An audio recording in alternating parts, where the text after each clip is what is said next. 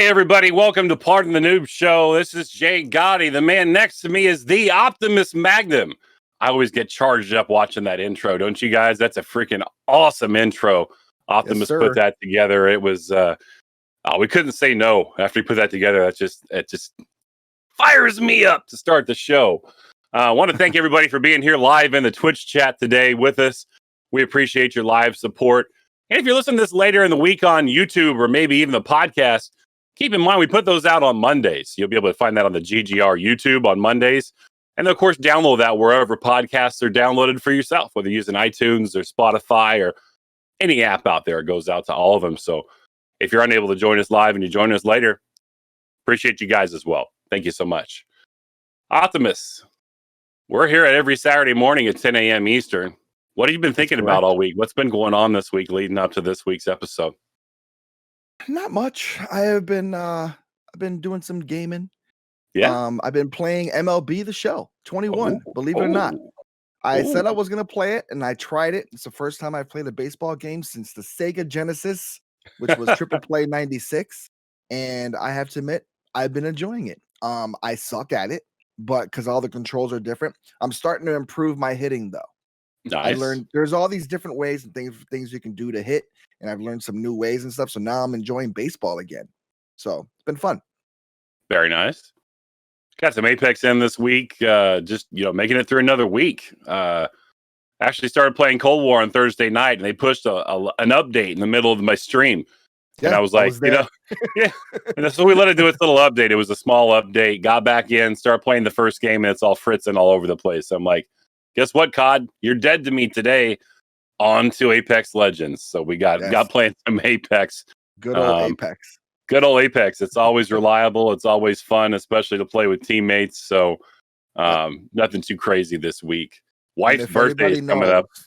I'm sorry. Everybody knows I am the self-proclaimed world's worst Apex player. Come watch me. The worst.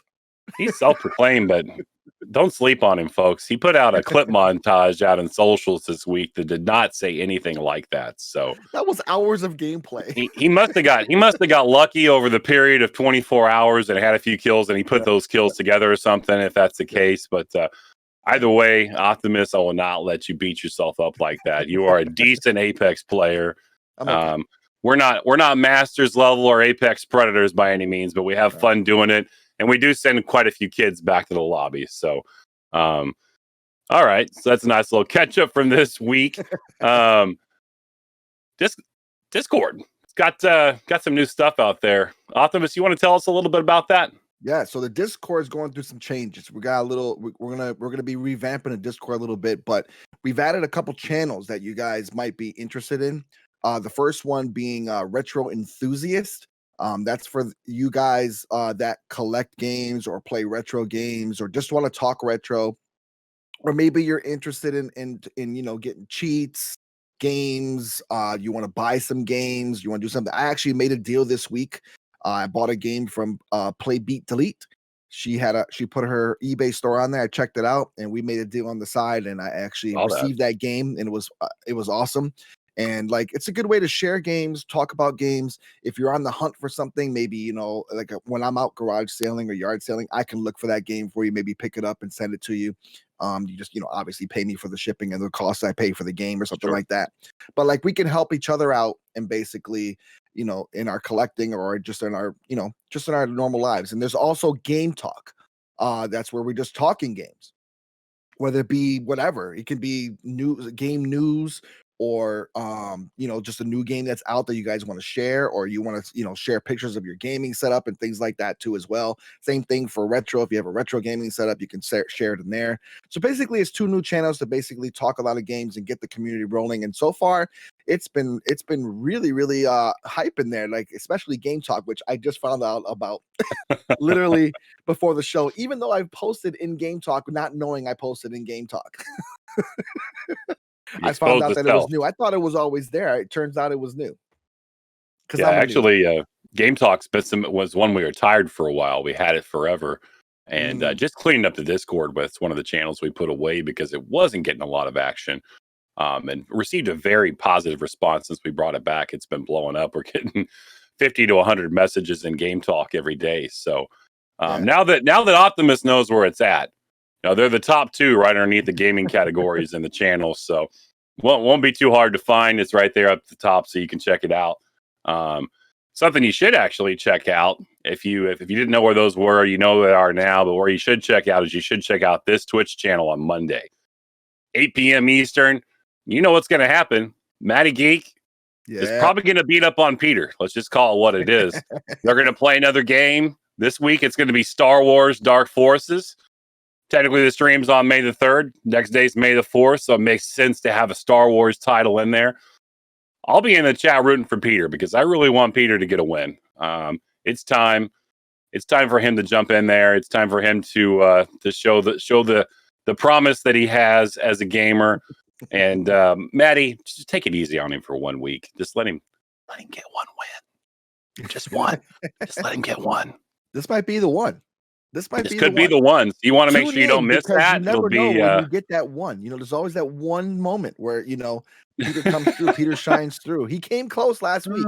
He was so close, and then he started paying attention more to the chat, and he started dying, and he got a little flustered with himself a little bit there, but he almost had him. He was so close. Last week, he made a really good run there at the end, and we thought that Peter was going to be able to take the cake, but in true form, Matty, being the legend that he is, went ahead and just took care of business. So maybe this week, if any of you guys watch the NCAA basketball tournament, they usually do a video after the tournament's over. It's called, they play the song "One Shining Moment," and they flip kind of through the tournament, like plays and stuff, just remembering stuff from the 2.5 weeks they do the tournament. Maybe we can do a one shining moment for Peter from Monday stream. What do you say, Pete? I think it's time. Let's do it. All right. Enough about giving Peter a hard time. Let's move forward. Weekly top 10. I don't know if you guys went out there and checked it out Thursday, but you should. It was straight fire. Absolute fire. The best fire. We got some new music in there, which has been a lot of great feedback around the change in the music. I think we're going to look at actually, being more versatile with the music going forward and swapping that up a little bit. So stay tuned for that. But week 50 was an absolute banger. If you haven't seen it, Optimus and I were talking just before the show. If you didn't see Bert's clip and you've seen it before, because these are all clips from the past, right? Best of the best, right? Doesn't matter like what you submitted this week. It's like go back in history for the first 49 of these and pull out just absolute bangers. Bert's quad feed in COD, he went out there and got a couple kills, and then he leads into the quad feed with a tomahawk, and then boom, boom, boom, they were done. It was just, you could tell in the clip, he was just amazed. He was like, wow. It's kind of like you're looking down in your hands, like, did I just do that? Yeah, did I do that? So if you haven't checked it out, obviously you know about one of the clips now, but go out there and check it out. I'm pretty sure it's got over 100 views by now. Go on there and make sure you like, comment, subscribe to the channel if you haven't for the Good Game Report, so you can get those notifications. Click the bell.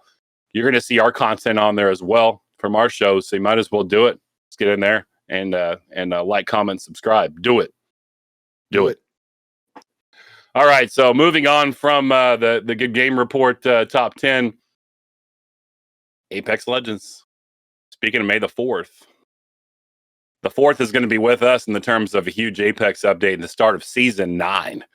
So now that we know, now we've got some patch notes, now that we've seen behind the curtain, if you will, and it's no longer speculation about what's going to happen, we have some really hard truths in front of us. I'm going to go through those here. I think the biggest one for this set is arenas.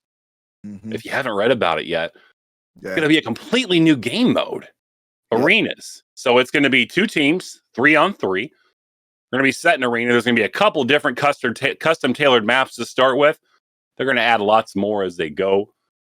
But think about if you've ever played Valley or PUBG, and prior to a match, CSGO, you're buying your weapons, your gear, that kind of stuff. You earn money essentially to buy in each round. It's going to be very similar, where you can buy weapons, items, abilities, attachments for weapons, that kind of stuff. And it's kind of alluded there's going to be some attachments on weapons as well. So Very cool stuff. There's going to be one care package that drops each round. It's probably just going to drop somewhere in the middle of that map. So loot's going to be very premium. In that care package, it's going to have 3 guns and ammunition or whatnot for each of them, because you'll only be able to buy in with certain guns depending on what money you have. So if you're broke, you may just be using a Mozam. I don't know what that looks like, but maybe a P2020. You can still revive your down teammates, but there won't be any respawns, right? This is a map where you set in. It's 3 versus 3. It's literally skill, right? They're not going to put a whole bunch of stuff in there. There's going to be some bins you can open up or whatnot, but going to be on top of each other. So it's going to be mayhem. And I think that which is ironically Season 8's title, right? It's kind of funny that Season 9 has the Mayhem Arena mode coming in for it. One other thing, it's first to 3 while being up by 2 games. So if it gets to 4-4, there's going to be a round 9 sudden death to break the tie for the one in arenas. I know a lot of you, especially battle royales, playing. For me in Warzone, I only play Rebirth. I want to be in a smaller setting. I don't want to play in the big Warzone map. It just takes too long to cut down, and then everybody's camping and yada, yada, yada, right? Yep. So this is an opportunity where you can get in and get some quicker games played, right? And it can really be good practice for you, because you're going to be forced to fight. There won't be any camping sitting around.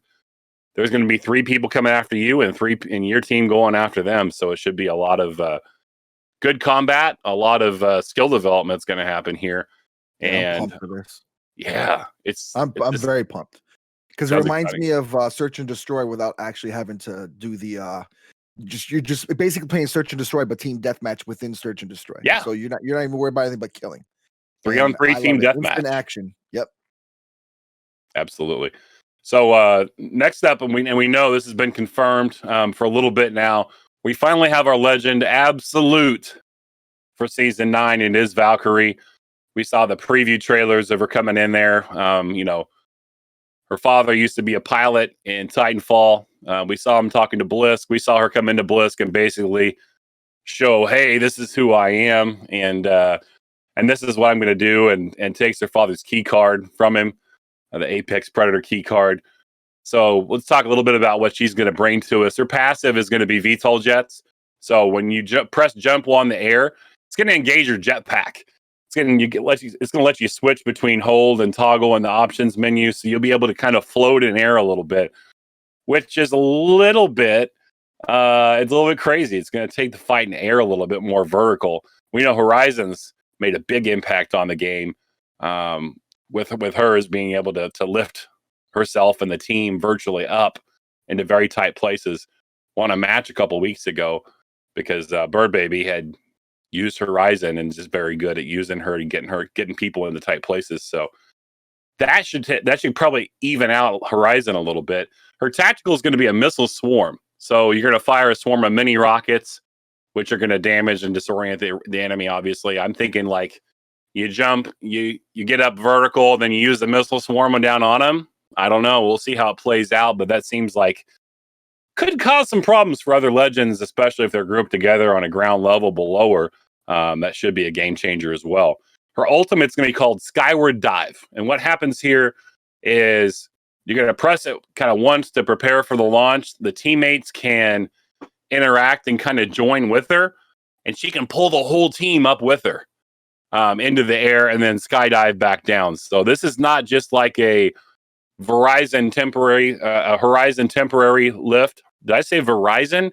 This isn't Verizon Wireless. This is Horizon. Can you hear us now? Can you hear me? Can you hear me now? Pardon the noobs, but sometimes our brains and tongues just get, it is what it is, folks. It is what it is. It's not like Horizon where you're going to get just so far up in the air. She's going to pull, if you have the teammates there, she can pull you up into the atmosphere, basically, and then you guys can just kind of having your own mini jump balloon, right? What of those are called? I can't remember off the top of my head. New weapon. Optimus, have you read anything about the new weapon? Have you seen it yet in action? I've seen it because certain Apex, his and hers live has been, they got early accesses because they're a big, huge stream for Apex. That's all they do. The compound bow. Yes. Yes. It's that's going to take some skill to use that. So I mean, if you've ever used a compound bow in real life, right? it takes some serious skill to use those things. And this is dope. It reminds me of the bow in Crisis 3. Okay. They use the bow in that, and it's similar to that. And I believe it's made by the same. It's not made by Crytek, obviously, but it's Crisis 3. That compound bow was dope. So I have a feeling I'm excited about this. I love using Absolutely. bows. So I saw them playing with this, and it's called the the Bocek compound bow. So it's got a couple of attachments. It's got shatter caps, which split the fire into more of a shotgun pattern instead of a single shot. And then it also has dead eyes tempo, which gives it a much faster fire rate. Like you can just let go, let go, let go, let go, in kind of a rapid fire fashion. I saw them playing in kind of the training area, right, the shooting ground, and it freaking hits. And you can charge this up like the 30-30 repeater. You know, if you hold your aim down, you can kind of charge up the repeater for a shot. Same thing with Bocek. It goes from the body hit points was somewhere 35 or 40 on a normal pull, but if you pull it back and it charges, it was hitting 70 in the chest. So if you got time, this is going to be a sniper's fun little game here for sure. They were shooting at targets in the back of the arena, changing distances. It had no bullet drop whatsoever. It was a straight line. So Wow. I'm not sure what the range is going to turn out to be in the game, but this thing is probably going to be a game changer. It's probably going to be something that they end up nerfing fairly quickly. And so it wouldn't be a bad idea to go ahead and grab this weapon, get used to it in season 9 right off the bat, because something this golden probably isn't going to stay that golden for long. They're going to probably try to knock it down a little bit. Otherwise, we're going to have a bow fight all around the map. Some other fun details that are come out in season 9. Obviously, we don't have time to talk about all of them today because it would take the whole part in the Noob Show to go over all of Apex season 9. But a couple things. Remember the Mozam in that LTM event we had not too long ago? I got real comfortable using it because you had to drop with it, right? Mozam's going to have 6 shots in the barrel season 9. Been shown in pictures. Shows all 6 there on the back of the gun. So the Mozam may not be as trash as people say, and low key, I don't mind carrying a Mozam as a second. Don't mind, especially if you got the hammer points on there. I think freaking slaps. Yeah, I think hits with that. Absolutely. And then also Fuse. You know, Fuse brought in as a character. Okay, he can throw some grenades. Right, he's got the Ring of Fire, which is so annoying, but so effective if you're trapping a team, right? We kind of felt that, you know, Fuse may not be the best legend they've ever brought out, right? So they've doubled the amount of knuckle clusters he can have, right? So he can now carry 2 knuckle clusters. So you're not waiting 25 seconds after you fire the first to do another one. It's been brought down to 18 seconds, and you're going to be able to carry 2. So I use one, the other one's going to be charging, and so on and so forth. So expect to see a lot more knuckle clusters out of Fuse users in season 9 as well. Finally, the last thing we're going to talk about with Apex Season 9 is, and this went up into the care package loot a long time ago. Honestly, it was the OG shotgun in the game along with the wingman. I don't really think the wingman is a shotgun because people don't use it. I use the wingman I put it 2 times on that sucker, and I'm trying to beam across the map with that thing, and not as much in close combat. But the Peacekeeper being brought back to floor loot in season 9. Couldn't be happier about that. I love the charge of a Peacekeeper just slapping. And then we were like, oh, the Mastiff. The Mastiff was in the care package. They brought that down, right? So the Mastiff and the Peacekeeper are going to be on the ground season 9. And the triple take. Bad news is the triple take. If you love it, if you like that hip fire shotgun and long range, obviously sniper rifle, can't have to wait for a care package to get it now. So the triple take is moved up into the drop loot, and Peacekeeper's down on the floor.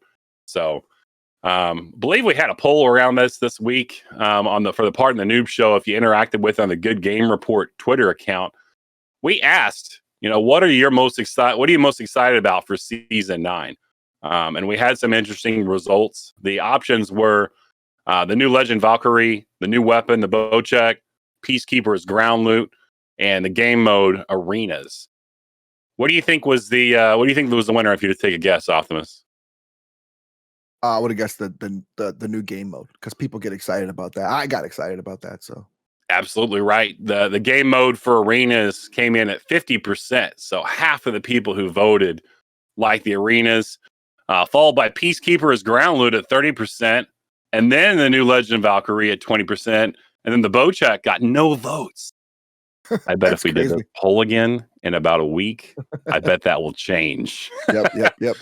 People will be excited about it because they like using it, or they'll be ticked off because they're getting beamed by it. One or the other, maybe. So I guess it depends how much you know about it as far as that goes. But thanks for participating in that Twitter poll this week. We'll have more polls as the show continues to go. PS State of Play happened Thursday. Optimus, can you shed some light on that for us? Yeah, so PS State of Play happened on Thursday. It was like almost like a half an hour just showcased by the PlayStation or by Sony, and it was mostly about Ratchet and Clank. They did show Subnautica Below Zero, which is cool. If you haven't played Subnautica, it's a great game, amazing visuals. And now with the PS5, obviously, it's even more amazing visuals, or if you have a PC, obviously.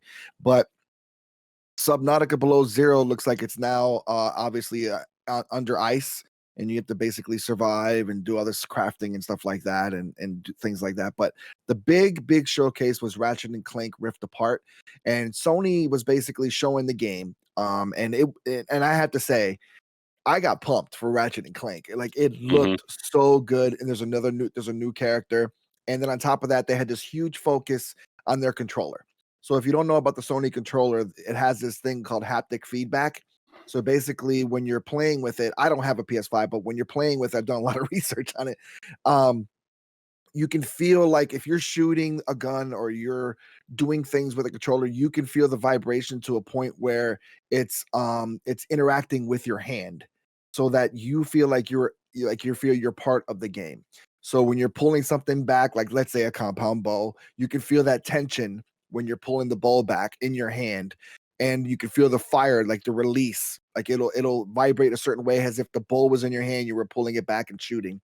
So when you're shooting things out, or when you got enemies around you, or things are happening, the haptic feedback in the controller, which has really been a huge thing for PS5, and that's probably why they were focusing on it so much.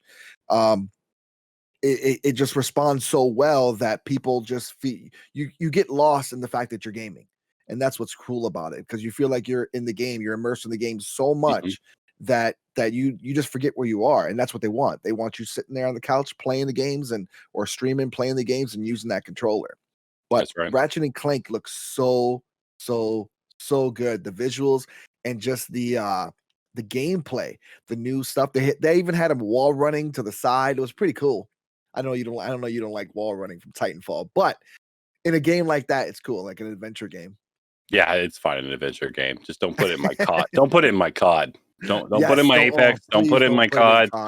No room for wall running in either of those. It's only a matter of time before COD copies Titanfall. Well, they've had it once. I think it was back Infinite Warfare, or maybe it was Infinite. One of those back. Oh my gosh, I didn't know they did that. That's the COD title. It's up there. It's over my shoulder up there on the shelf. Yeah. And it probably looks really brand new if you take that disc out. Looks like it hasn't been inserted in the machine too many times. So, yeah, you know how Gotti feels about wall running. It's like, no. Yeah. But I'm okay with people being lifted by jetpacks into the air. So fine. That's fine. Yeah. Well, Horizon goes up in the air, and right, I think that Valkyrie is going to be a good counter to Horizon. You want to go up in the air? Absolutely. I'll go with you. Yeah, I'll take my team with me. Watch out. When you were checking out that controller, Optimus, I was curious, is it using the rumble packs to give you that feeling, or are there additional mechanics in there that are making that feeling in there? They have like it's a certain kind of mechanics they use. I don't know. It's really complicated. They have and they have like this. I know that Xbox is gonna do it too. I think they both are gonna have it, but Sony came out with theirs first. But it's just a special. It's not like a normal rumble pack. It's not like that feeling of a controller just vibrating. It's some kind of special gears in there, because they broke it down. They actually took apart. I forgot who I watched. I think it was Linus Tech Tips. Okay. Or no, it was Marcus Brownlee. Marquez Brownlee, I think his name is, on YouTube.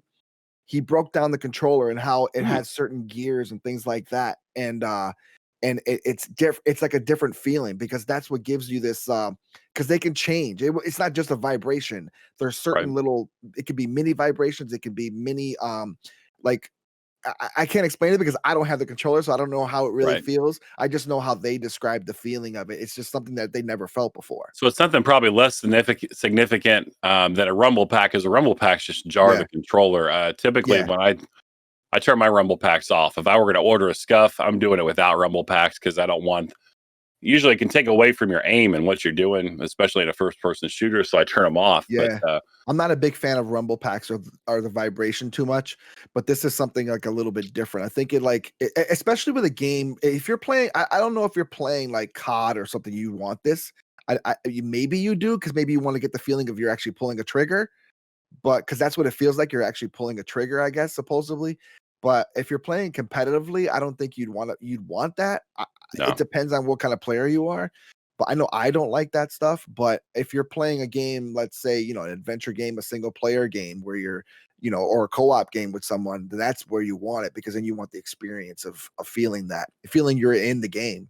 and the haptic feedback, I know from when they started putting haptic feedback, Nokia put a haptic feedback on one of their first touchscreen phones. It was a little smaller than I had, and I'm dating myself, so I'm not going to say what it is or how old it is, but it was a different feeling, right? It's not like a rumble pack shake.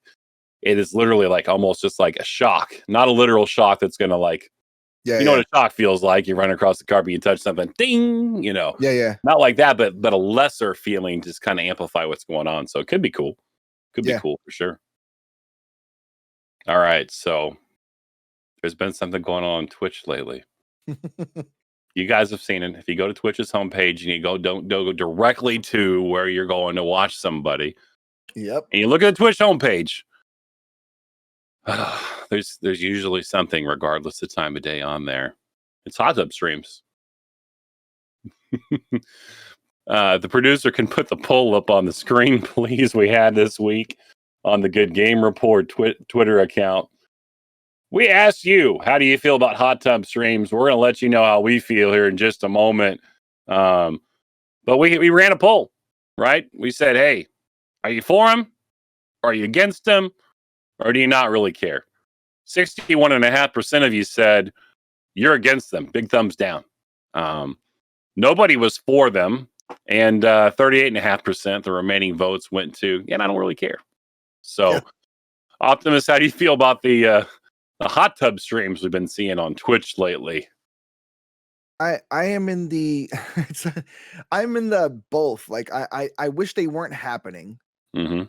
but I don't care that they're happening because it doesn't affect me personally. I don't care. I don't get jealous of other streamers, their views or their view counts or how many people are watching them and stuff like that in that sense.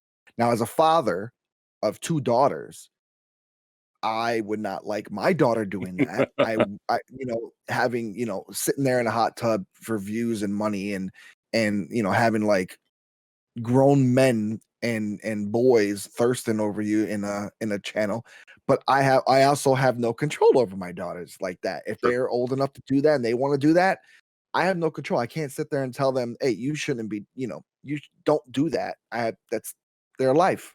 Mm-hmm. And the thing that makes me annoyed with this is I don't think that Twitch can do anything about it because it's within their guidelines.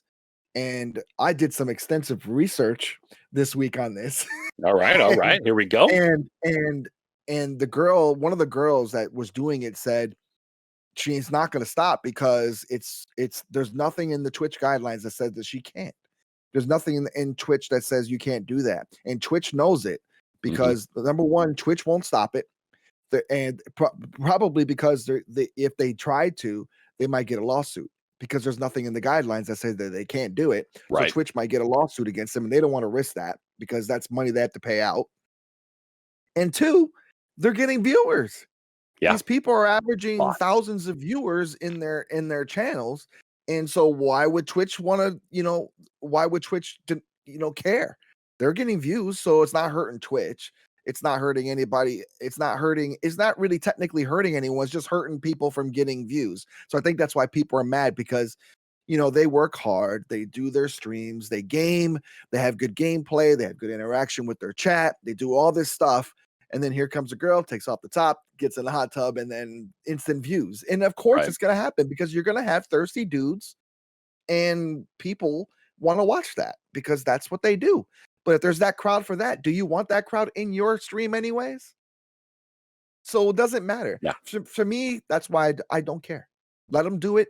There's no importance to me. It ain't like they're gonna watch me anyways. Why would they want to watch me? And even guys are doing hot tub streams too. So there's guys doing it. There's other people doing it. So I don't care. I don't care who does it. Just it doesn't bother me. Yeah, I'm kind of the same spot with you, Optimus. I don't think I have the thirsty guys in my stream anyway, or at least I hope I don't. If you're a thirsty guy in my stream, feel free to catch a hot tub stream because I'm sliding into your DMs, Gotti. I'm I'm not going to be putting any hot tub streams out soon, so you don't have to worry about. And if there's anything to lose viewers quicker, would be for me to do a hot tub stream, right? I don't know. Maybe there's a sick audience out there would like to see something like that. I don't know, but. Bottom line is, I'm not losing viewers to hot tub streams, right? It's not hurting my product. It's not hurting me when I go live. I did look into a couple of the hot tub streams this week, and one of them, I can't remember. I'm not going to say the name anyway, but I can't remember it, to be honest with you. Has over 10,000 subs. That's 50 grand in gross. Half of that goes to Twitch, half of that goes to the streamer, and they got to pay taxes on it, of course, but you don't want to know why Twitch isn't changing their terms of service or doesn't care about these things? Lots and lots of dough coming into Twitch from hot tub streams. Why not? Right? Yep. They're just making it rain. I mean, it's literally these hot tub streams are just doing this for Twitch. Mm-hmm. So why wouldn't they keep the money flowing in? And as long as they don't have things that violate terms of service, then it is what it is. I think creatively people should be able to do what they want to do. Do I agree with it? Like, I don't really care, but it's kind of like, if I had children, I wouldn't want my daughter out there doing this either. I mean, I want ladies to respect themselves, but at the same time, if you're making your money or whatever, and that's cool with your morals or values, go after it and do what you got to do. Just not going to get a view from me and or subs or bits or anything like that, because I'm going to pretend you don't exist and watch people from this community and friends and whatnot instead. So thanks for participating in the poll this week on that. We definitely got a feeling of what that looks like, and it kind of mirrored what Optimus and I had to say as well. So on to esports. I'm sorry, go ahead. I do have a prediction. Okay. And my prediction is the next hot thing for streamers, girl streamers probably, because I don't think I want to see men do this, but I'm saying the next hot thing for girl streamers, pole dancing tutorials. You heard it here first. Watch pole dancing tutorials on Twitch. Oh, I got so excited, knocked my mic down. Pole dancing tutorials on Twitch. Watch. Write this down. May 1st, 2021. OptimusMagnum predicts poll streams, instructional poll streams, are going to go to be the next big thing on Twitch. If it does, and this happens, Optimus, this happens, I'm taking your predictions to Vegas next time. I'm not buying into this one, but I don't think it's far from it. I don't think it's far-fetched at all. Like Bitcoin up in here. Bet on it. Just bet on it. Get that Doge going, right? Dogecoin. Everybody's so hyped about it right now. We got the prediction now. You heard it here on Pardon the Noobs. Breaking news. Optimus predicts instructional pole dancing coming to a Twitch channel near you. Yes, sir. All right. Well, we'll wait and see on that one. Maybe we'll have to we'll check that back on that a couple weeks and see if we have any signs of that going on. And we'll move that direction. All right, Call of Duty League. It's time for esports. Let's go. All right, stage 3 continues. We're in the middle of week 2. I wanted to kind of recap from week 1 because I told you guys last week there was a couple matches you needed to watch. These are the matches to watch. And boy, were they. We had a couple of unexpected results from last week. Toronto Ultra 3-0'd the defending champs Dallas Empire. 3-0'd them. It was dirty. It was not even clean. You remember Toronto Ultra we reported on a couple weeks ago? They won major number 2. They've been really gelling as a team, doing a great job operating together. Those 4 are on fire. Took out the Dallas Empire 3-0 last week. And I told you this one's going to be an absolute banger. And people love FaZe. And why wouldn't you love FaZe? They're the New York Yankees of the freaking COD League. They've got the best of the best. They play well as a team. They've had a great record. Only 2 losses coming into this match with the New York Subliners last week. Well, guess what? It went to 5 maps. Search and Destroy went all the way to an 11th game. And who won? Not Atlanta FaZe.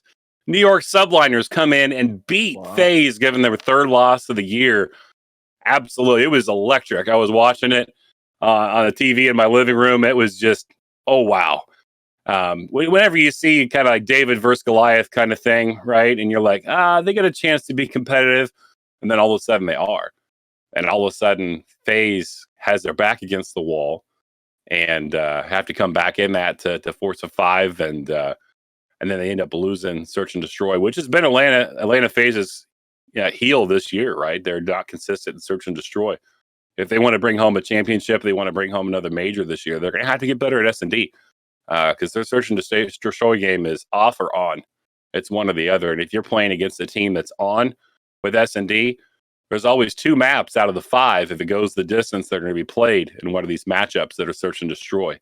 So, man, gonna have to get better, right? They're great at hardpoint, but the Search and Destroy needs some work. So this week, already started Thursday and Friday. We've already had action. Thursday, Clayster, I think he's the oldest COD player in the league in his early 30s. Huge plays, but unable to bring the New York Subliners back against the London Royal Ravens. London actually showed up. They won the match in 5 maps. So went the distance again. Maybe New York was tired from going 5 with FaZe and feeling good about themselves, and then kind of ran into a buzzsaw, being the London Royal Ravens, and they kind of took advantage of it. But it happens, right? Sometimes you get feeling good about yourself, and then you drop the ball. Atlanta FaZe just about dropped the 4th. Almost this close on Thursday. If you're a fan of 100 Thieves, or in this case, the LA Thieves of the COD League, Thieves took them to 5. Eventually, FaZe took them out, right? But another S&D in there in this series with Atlanta, and Atlanta's like, I think they got 6-1 in one of the S&Ds. So S&D is going to be a big focus. FaZe actually brought in a coach for S&D specifically, so they have their regular coach. And then they brought in another coach just for S&D to work on it. Well, early results is maybe need more than a coach to get him better at S&D. Going to need some better planning, because everybody seems to know what they're going to do or be able to react to their plans very easily and turn them the other way. So FaZe seeing some struggles right here in the middle of the season here. We'll see how they do. Friday was a sleeper. Friday was expected. Toronto Ultra 3-0 over the LA Guerrillas. LA Guerrillas, just, I feel bad for those guys. They're professional players in a professional league, and they just did not have the skills to compete with a lot of these teams. So it was bad for them. Minnesota Rocker stand out 3-1 over Paris. London. Paris is hosting this event. It's their event. The Paris Legion, they got 3-1. So it was pretty sleepy yesterday in Friday's results. Today, so London came up big, right? We talked about earlier. FaZe has been struggling. Today, 3 Eastern, guess who plays? FaZe in London. Might want to check that out. Probably not. FaZe is probably going to wipe it bad. They're probably going to be so ticked off they're going to come in there, and they're just going to, for lack of better words, just probably sweep them. I could say other words. I just don't want to say here. Then they might be in trouble. True. Right. Well, let's see how they do in S&D. But I think between the control, what they've been doing really well with, and the hard points, I totally expect Atlanta FaZe to come in and wipe the map, being very mad about their recent performance with the London Royal Ravens. London, I'd love for you to prove me wrong. Please make me eat my words there, because that would be exciting to watch. Second game up today is Dallas Empire and the poor LA Guerrillas. That'll be at 4:30 Eastern. And then, I'm sorry, that's today. And then tonight, we're going to see the New York Subliners try to bounce back and get in there against the Seattle Surge, 6 Eastern. Seattle's been a tough team as well. This is actually a very decent matchup if you're not doing anything tonight, 6 Eastern. Check out YouTube, COD League channel. Just go on there and check it out if you haven't watched it. Sunday, we got the Mutineers against Paris at 3 Eastern. Toronto and the Minnesota Rocker at 4:30 Eastern. Battle of the North, right? We got the Minnesota Rocker, and then we got the Toronto Ultra. They're always battling for the North title, if you will, kind of bragging rights over the region.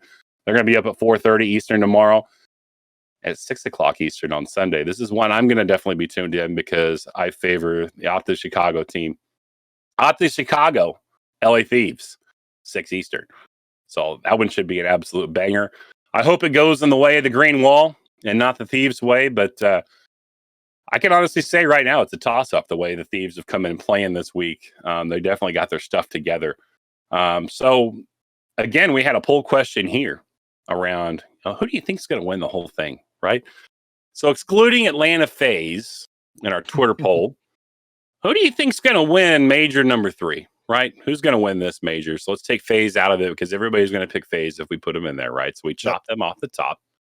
And then we had some different choices there. We had the Dallas Empire, Toronto Ultra, who won major 2. Off to Chicago, which always has all the brass and all the, oh, yes, they're great. But then they, for some reason, choke at some point and fall off the map. It's heartbreaking. And we had the New York Subliners. And this is how you answered. So there's no votes for the Dallas Empire. They're not getting any love or any confidence right now. They just swapped out a player last week. We told you about it. Toronto Ultra, 28.6. Optic, 28.6. So he's receiving equal votes. 42.9 go to the New York Subliners. So you guys think maybe that's still after their big win, maybe you're feeling like they've got something going there and they can get it going. The old man Clayster, the old man, he's 10 years younger than me, but I call him an old man. He's an old man in COD. He's an old man in COD. So New York Subliners was the favorite there. So that's your COD League update for the week. If you haven't checked it out, it's if you like anything competitive, if you like to see the back and forth, you watch regular sports at all, this is right there. There's plenty of drama and there's plenty of skill. You play multiplayer COD, you want to learn how to better run these maps and modes, this is the place to do it. They'll show you where to be, where not to be. It can definitely be an educational experience as well. Wrapping up esports this week, I promised you last week I was going to go out. I was going to look into esports as it pertains to colleges, universities, and stuff like that, right? I was really surprised to see what I could do. I could probably do a whole show, an hour show just on this. So we're going to kind of glaze over the top a little bit. Definitely encourage you guys to go out there and check it out if you have additional interest. There's literally hundreds of colleges and universities out there right now offering tens of millions of dollars in esports scholarship money. We've been talking about tournaments and stuff in past weeks, right? And all the money that you can win in that. There's scholarship money out. You can pay for your school by esports, by competing in games. Optimus, what do you think about that? I think that's a shot right in the face of all your parents and all your people that say you're wasting your life playing video games. Like video games will never amount to anything for you. Like I've been told that my whole life by, old boomer parents that, because they don't understand video games, that saying, you will never amount to anything. You're sitting there wasting your life away playing video games. You can actually earn a scholarship to college. Get an education on top of playing games, and then take that and move forward into maybe being a professional gamer, or use that to springboard your job career or whatever you're going to do in life. I mean, literally, your college is getting paid for you. That's awesome. Absolutely. It's great news. Some notable schools out there. Obviously, there's a ton of schools. I'm not going to mention the small ones because you guys won't identify with the names, but I'll just read a few. I got a whole big list here. Basically, the whole Big East. You got Creighton, Indiana, Marquette, Ohio State, Rutgers, Cal, Iowa, Missouri, Villanova, Purdue, Penn State, Seton Hall, St. John's, Michigan, DePaul, Georgetown, Wichita State. All D1 schools all have esports programs. Are you kidding me? Crazy. Did not realize it was this big. I knew they were doing this, but when I kind of cracked the curtain back on this, I was just shocked. Absolutely shocked. Over 175 colleges and universities are members of the NACE, which is the National Association of College Esports, recently formed. The Big East Conference actually has like a conference where the whole conference is in on esports and they compete. That's awesome. Right now, they're only doing League of Legends, but we'll expect other games to kind of come into play as it continues to grow. And they're featured just like so. If you go into the Big East Conference's website, their sports and athletics website, guess what? Esports is right there next to football, next to basketball, everything else. You can find esports in the list right there. So that's huge for the news of gaming, right? And we wonder how that's going to continue to materialize and how pro esports is going to move going forward as well, because it's obviously putting kids in school. So a few reasons, why should one of your kids growing up, Tony, consider esports, right? Yeah. Well, number one, we already know there's scholarships available, so if it can save dad money and go to school by playing video games, you're not going to be one to turn them sideways from that, right? So No, I will. I always encourage my kids to play video games. absolutely. So some things that esports just holistically that I've kind of put some thoughts together on that it's going to help, right, is it requires critical thinking to play these games, right? There's definitely communication that goes along with that, collaboration, creativity. Yeah, because you're trying to achieve and sustain a success, right? It definitely provides a lot of learning for folks playing esports. Learning institutions are getting this, right? Physical sports, we go out and pass a football. I mean, yeah, there's some of those things are in there as well, right? All of them in most sports. But esports provide the same benefits. So people are starting to not sleep on esports. Esports are also co-ed. So think about the playing field. We don't have ladies football teams out there, but we got guys. I'm sure there's some areas where they could put together a ladies football team at the collegiate level. Esports doesn't see if you're a guy or a gal, right? You're a player on the screen. So it increases the co-ed side of that too, where if you're a guy or a gal, this is the direction that you can take. Doesn't require the same physical skills that other sports require. Obviously, the hand-eye has to be on point, right? Yeah. And you're going to have a noggin to make the plays and think about what you're going to do, what not. So, maybe some kids that wouldn't have participated in, other intramural activities or extracurricular activities, maybe esports kind of brings them into that arena. And you don't have to worry about your kid getting hurt.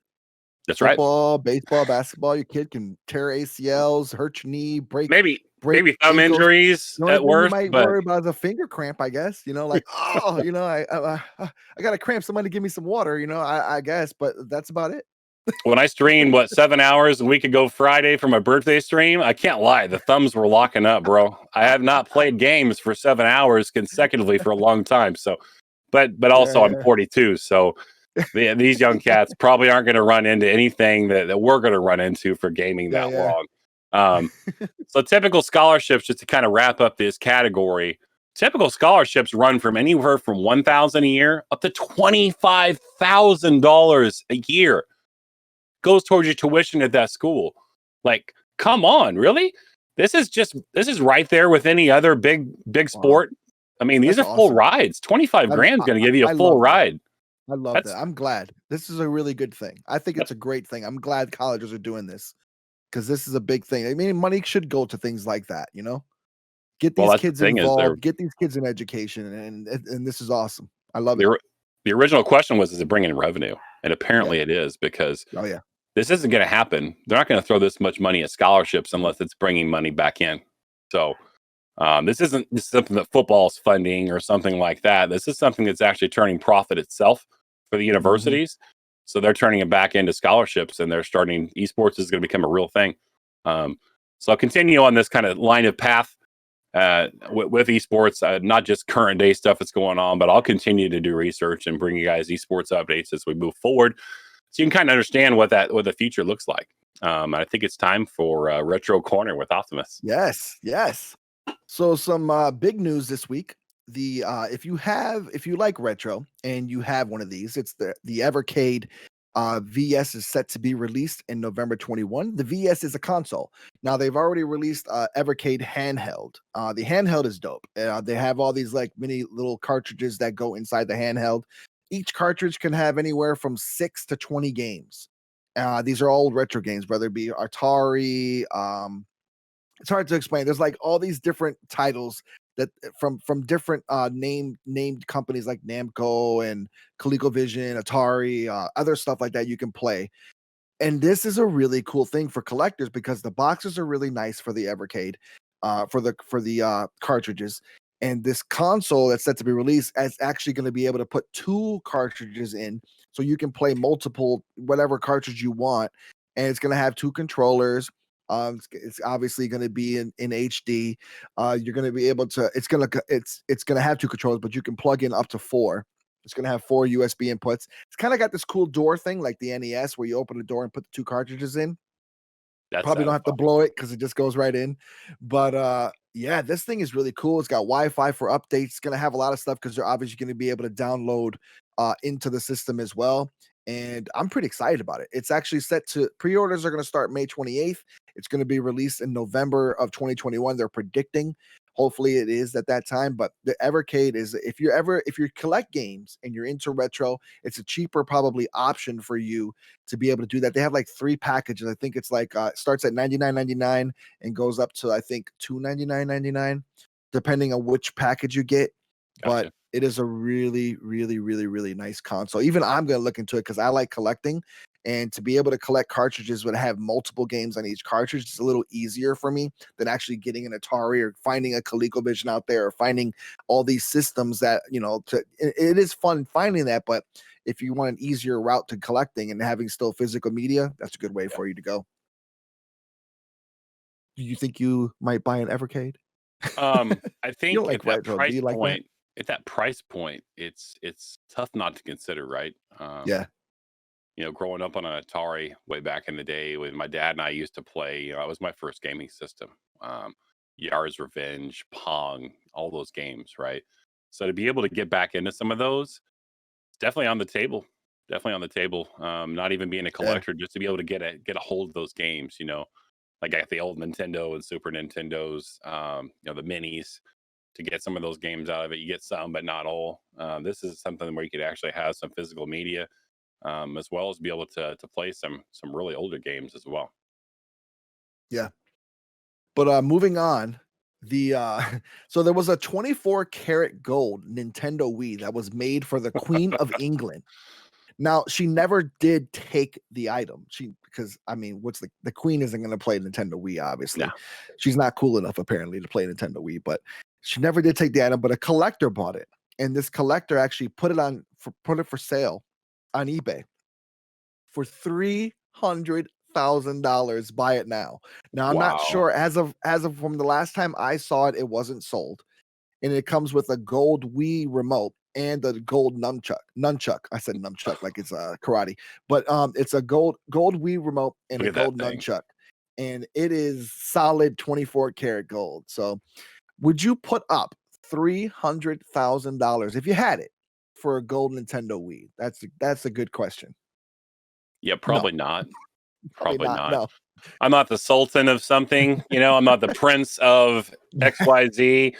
Yeah. If then, and I go play the car, why not have a plated Nintendo Wii? But I don't think that's in my budget, Optimus. I'm just trying to Not mine either. I'm just trying to find a Nintendo 64 at an affordable price, much less a gold plated Wii. If it was platinum, I'd think about it. Because I like platinum, not gold. I'm a big platinum fan, like the silver look, I would think about it. But if I had the money, Maybe when to that spend like Dogecoin that. kicks up a few thousand notches, maybe then you Yes. can buy one. Yes. To the moon. All right. Now that we've heard about the gold Wii, and I saw a picture of that a while back when they were making it, and it was months ago. And I was like, nobody's gonna even want to touch that thing, right? Why would you want to put a fingerprint on it, much less play it and that kind of stuff, or hold the controls in your hands? This is for show. It belongs in a case, right? But Yeah. wow. So Tech Talk, this isn't new tech news, but it did come out in this year's CES again, the Atari VCS 800. So a lot of people trying to get into retro. Retro is so popular, especially this year during COVID. We're thirsting for some of these older games to play and whatnot. The Atari VCS 800 was actually originally set for pre-sale back in March of 2018. It's never come to fruition, but Atari did come out in this year's CES back in January, and they've renewed their investment. They've kind of made some changes to the console itself. Several things have slowed it down. Obviously, COVID slowed it down for production wise. Obviously, the demand was there, COVID wise, to play it, but we've been talking about chips and whatnot being not as prevalent out there for consoles. the bigger boys, you got the Xboxes, you got the PlayStations and whatnot eating up chips. So little tougher for them to get going. Website has a loose ship date of spring 2021 for these. So I guess they put back into swing. They're probably only going to build just a little bit over what they have in pre-order. I don't imagine this is going to be huge. But it kind of is it's a combo thing, right? So it's also a PC, so you can game on it, right? You can play games, not physical games, right? They're not cartridges going into it. It's all based off of online. I'll talk about some of the resources they have for that up here in a second. But you can also use this the game as a PC. You can load your own OS on it, browser and whatnot. You can hook this up to a monitor, a TV, and you can use it to browse the internet. So if you want to attach a keyboard, a mouse to it, that kind of stuff, you can as well. So it can kind of be a multifunctional piece. I think the concept's great. I think the execution probably is a little late to the game. I think if this were something they did as many as 5 to 8 years ago, I think it'd have been a hot seller. I think the concept would have been there. I think they're just a little bit behind the 8 ball on it. You can also stream video, of course. So if you want to put your Netflix app on there, you want to put Hulu, whatnot, you can put those on there, and the video will run at 4K at 60 FPS, which is pretty nice. All those apps and services are available in the App Store for the device. I have over hundreds of Atari games at launch, right? That I think are going to be preloaded on it. And then it's also going to run something called AntStream, which features over 1,000 video games from the 70s, 80s, and 90s. Then it also pairs with Game Jolt, which is another service which features a large amount of indie games, over 135,000 in its catalog. So, it's got its own value, right? It can maybe hit some things that some other consoles or some other things can't touch. They have 2 different controllers. So just to kind of keep with the retro theme, they do have the classic joystick controller. They have a twist stick function on there where you kind of twist in that the piece that comes up there. You can see it on the screen. You can twist it kind of like a paddle, like you used to play on the Atari. And it's got a second fire button as well. And it's Bluetooth, so it's going to wirelessly connect to the device. Then they have a wireless modern controller. It's a little bit more like an Xbox controller. The structure there, it's got your 2 thumbsticks and the D-pad, which is a little more of a modern experience. And it's been constructed so you can still play your Atari classics and indie games with that controller. The build on it's got an AMD Ryzen. It's a 1606G Zen processor, up to 3.6 gigahertz, right? So it's no slouch. 8 gigabytes of DDR RAM. It's upgradable. It's got 32 gigs of flash memory in there. You can add additional memory, but it's going to be added as a SATA or a SATA drive. The display is HDMI 2.0, so it's got a lot of the new bells and whistles on it. The video experience is a Radeon Vega 3 with up to 4 gigs on that. So again, not a bad memory, not a bad video card, especially for what you're considering playing on here. It's probably overkill, but obviously it has Bluetooth. You can be wired gigabit Ethernet through it. It also has an 802.11 AC Wi-Fi adapter as well, so you can use both the 2.4 and the 5 gigahertz range for the wireless capabilities with it. System's really high at pre-order though. If you want all the bells and whistles, if you want the fully loaded with both controllers, it's going to run you $399. $399 for the all-in bundle. That includes both controllers, the console, everything. It's a really cool concept. I just think that they're probably a little late to the game, and the price point of $399. I mean, I'm going to spend $100. I'm going to go get a PS5, right? I'm going to go get an Xbox. I'm going to get one of the newer consoles if I'm doing that, unless I'm just really in love with this.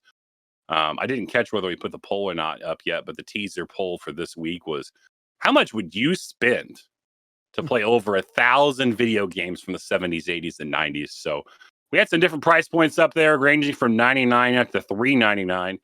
$199 came in at 10%. So did $399. Nobody's going to pay $400, but this one's not going to cost you. So if you get all the controllers, maybe you just get one controller that knocks it down a bit, because I think the controllers run like 60 a piece themselves. The winner of this one, half of those who voted in the Twitter poll, 50% said, I'll spend $249 on this, right? So it definitely shows there's an appetite, and quite a big appetite, to go out there and I'll spend some money to play some of these retro games that it's going to be very difficult. I mean, you're not going to be able to garage sale too many of these things anymore. And Optimus, I mean, you're out looking at this stuff all the time. How often does an old school Atari or something like that with a ton of games sit around in They front come of you on these around. things. They come around, but I think the whole thing is the look of the console. It's got a really Mhm. good look, It and does. the controllers look really nice. They're made by Power A, which I'm not too fond of, like their Right. controllers, but they're really sleek looking. They're nice looking, and I think it's a good if you like collecting and you want to put that on your shelf, it's a really good looking console for that. But yeah, I think you're completely spot on when you say they're a little behind the game, and they kind of messed it up with the whole launch of it. Like Mhm. people finally just started getting like the people who initially put their money in for the system are finally getting their consoles, and they still don't even have the new batch out for the ones that are pre-ordering now. And right now, I think the only one available is the 399 one. Yes, Like that's correct. you can't even order the other ones because I looked actually to find it to see if they had Yeah. any, and sure enough, it's only the more expensive ones that are left. So I don't think they're doing a good job. It's kind of failing in that aspect, but it is a good looking console. I've seen it. I've seen the reviews on it, and people are kind of so on them, but it's I don't know if it's worth 399. That's Yeah, just you too much money. maybe if you sold some Dogecoin here in a few months, it might be Yes. available to you, and maybe it's something that you check out. But most people aren't going to invest Yeah. that amount of money in this console. But I did want to give it its attention. Right, they renewed it in CS this year and showed it off Yeah. again. So it could be something that takes off this year a little bit for folks that want to spend the money, and maybe it won't. But nonetheless, this is the gaming news show, and you've got some more information on another retro system out there for you. Yep. Optimus, do we have any game deals going on this week? Yeah, we got a few game deals. For the Xbox Live Gold, Mm, Xbox Game Pass. I'll run through these real quick. They have four games actually this month, and they're not the greatest games for this month. Xbox kind of like didn't really no AAA titles. It's okay. Dungeons 3 are mellow, which they I guess they can be fun games for people. Lego Batman, which is really old. I think you can do Yeah, Lego it is. Batman's on the Wii. And Tropical 4, which has been out forever. It was on the Xbox 360. So not really great games. I guess they're fun games, from the past if you want to play them for free or whatever. But no AAA titles in there. At least they should always. I always feel like you have one AAA title, and they kind of blew it there with that. So I'm not really a fan of this month's Xbox Game Pass games. But if you are, feel free to check them out. They're free to download, obviously, right now. Um, for Xbox Live Gold, Steam. Moving on, Steam has a number of games on sale. They always do like these little flash sales here and there. And most notably, they have Death Stranding, Mhm. PUBG, and Marvel's Avengers. There's some other cool games out there. Tales of Vesperia, or whatever. I can't ever say that word, um, but the notable one is Death Stranding. If you know that, that's the one with Norman Reedus from The Walking Dead, and that game visually is Optimus. amazing. Optimus, this game is visually and audio-wise stunning. I had Yes, the yes. PS4, right? I just recently sold it. I won it in a work contest. Long story, we won't talk about it here. I purchased Death Stranding. I played about half of it, and unfortunately, I didn't get to finish it before I sold the PS4 off to somebody. But you know what I did after I looked at the notes down here this morning from this section from Optimus folks? I went straight to Steam and I bought that sucker. It's like $23.95. It's on my Yep. PC. You made my day understanding this was here because I can't wait to get back into it. It's kind of it's a weird, awkward game, but Yes. it's very Yeah. fluid, visually stunning, and the Yeah. soundtrack of the songs that go along with this very enjoyable to play. So I can't wait to start playing this maybe offline on PC on my PC. Who knows? Maybe I'll stream a little bit of it so you guys can see what it looks like. Yeah. It visually reminds me of Ghost of Tsushima, but in space, Mm-hmm. like on a planet. So it's Yeah, not like so it's just a different, but visually it's like that with the scenes of the mountains and everything you're walking on. So yeah, if you have a chance, check it out on PC. And if you have a PC, obviously you're not a console player, check it out. absolutely. Moving on though, we got PS Plus games for the month. They finally got announced. They always take forever to announce Sony's PS Plus games, but the it's Stranded Deep, Wreckfest, and Battlefield 5. Now you already know Battlefield 5, and Stranded Deep is a game that it's basically your Tom Hanks in Castaway. Your plane crashes and you have to survive on an island or a couple islands that you can go to. There's a lot of glitches in the game from what I saw, but a fun game, survival game if you like those kind of games where you're crafting and doing everything like that to survive on an island while you're gone. Maybe you can find a volleyball and name it Wilson. I don't know, but Wilson! I had but to. I'm sorry. the cool surprise out of this was Wreckfest. This is a demolition derby style racing game. It is dope. You're basically have muscle cars. You can drive buses. You can even drive sofas, tractors, and things like that and race. And basically, you're just destroying cars on your way to first place. You can wreck them, do everything you want, it's really cool. Fully customizable, your cars and everything. I love games like this. And for free, might as well do it. You don't have to worry about paying for it. You have some fun racing if you like racing games. Yeah, you don't have to pay 10. I guess Rocket League's free now, but demos in Rocket League are probably nothing like a demo in this game, right? Yeah. Dude, Wreckfest, I was shocked because when I looked up the game, because I was like, what is this? I looked it up. I was surprised. It's got really high ratings actually for the game. Like the gameplay, it's so intense and so cool and so much fun. You just can't stop playing it. You're just wrecking cars out there.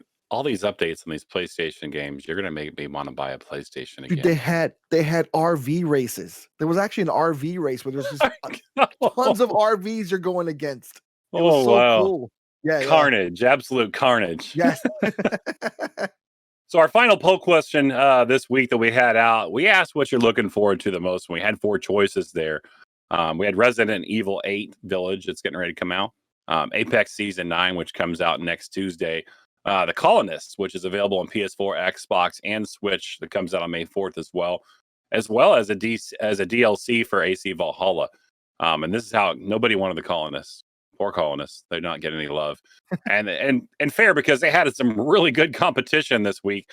Apex Season 9 actually came up with the third place vote, the only one receiving votes above Colonist. AC the Valhalla DLC came into the third of the votes.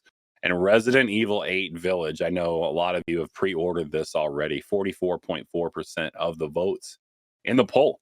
So RE8 looks like people are going to be wanting that and have definitely pre-ordered it. So appreciate you guys participating in the Twitter polls. We'll do that every third week of the Pardon the Noobs. So get used to that. We'll be doing that. We'll be interacting with IG with some either ors as well.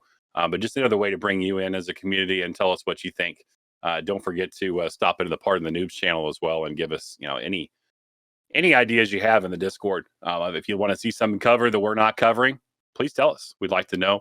We'd like to consider that in our weekly stuff. So, a little teaser about next week. So every 4th week, what we aim to do is have a guest on the show. So next week, we're gonna have our very first guest on the Pardon the Noob show. To be named later. I'm not going to mention their name right now, but maybe we tease it somewhere throughout the week. So make sure you check out socials for the Good Game Report. Make sure you check out the Discord. Going to be a very lively guest next week. So we've told the producer we need to keep him into a box. We need to keep him focused, right? But you will not want to miss next week's show. As our guest next week will definitely be very entertaining for you. We'll want to make sure that he's awake. Right. But we'll wake him up with questions and whatnot. We'll get him into space. So stay tuned for that. Optimus, we're wrapping up the show. What plugs do you have this week for yourself, sir? Stay tuned this week. I'll be having some new videos out, obviously, on my YouTube. I also put out clips on my Instagram. Feel free to check those out. You can see there'll be a link tree down there. All my socials are OptimusMagnum, so I'm easy to look up. So anywhere you want to look me up on social media, just search OptimusMagnum and I'll be there. Sounds great. Also, same here. J Gotti KS79 on anything. No matter where you put it, it's going to find me, whether it's YouTube or anything there. You can also go to my website, giocarepresempre.com, which is gaming forever in Italian, if you guys were wondering about that. A little more explanation about that on the website if you check it out. Got links to all my socials there. As far as, the current YouTube video, just put one of that called Assassin's Creed Fights. Came out Friday. Have a lot of views on that. Look forward to your feedback. Just another cool thing to kind of show a few fights that we had this week in Assassin's Creed. But appreciate you guys' support, continued support there. Also, want to take a moment and thank the producer who will still not be named. You guys know who he is, but we have a producer that pushes all these fine buttons behind the show. The polls popping up on the screen, being able to see the videos we go throughout the stream. makes it very, very easy for Optimus and I, because we just have to sit here and talk, right? And discuss. Yep. So we're very appreciative of our producer. One of these times, he's going to take over the right part of the screen there, and he's going to show his face, and he's going to say, "Hey, guys, it's me," behind the curtain. But the Wizard of Oz is not going to show himself today. But we just like to give him a shout out and thank the producer for all the work that he does. We couldn't do it without him. This show would not be possible without him. So he's also the one behind the scenes answering or talking to the chat. yes, because we do see your chat messages, but we have a show to run here, so that's why we're not really. Sometimes we might get into the chat, but he is the one behind the scenes talking to you guys in the chat. Yeah, we're actually not doing it unless I can not look and type like that really fast. But he's the one doing everything. He runs everything. Without him, we would be nothing. Absolutely. We need to get an emote for the producer or something like that, because he holds the power. He holds the power of the Part of the Noobs show. Yep. So, in always form, it's a GGR stream. We're gonna raid somebody. We're getting that queued up right now. Once again, we appreciate you guys stopping in this week. We're gonna be raiding Nat Bram. So Nat Bram's still live. She's probably playing Apex Legends if I know anything. I can't see right now what she's playing, but I bet she is. I bet she's kind of sending kids back to the lobby in epic proportions. She's a great Apex streamer, very interactive with her chat. Want to make sure you guys give her some love. If you haven't followed her, please do. Across the pond, follow her, give her some love, and we'll see you guys back next week with our special guest for episode 4. See you guys.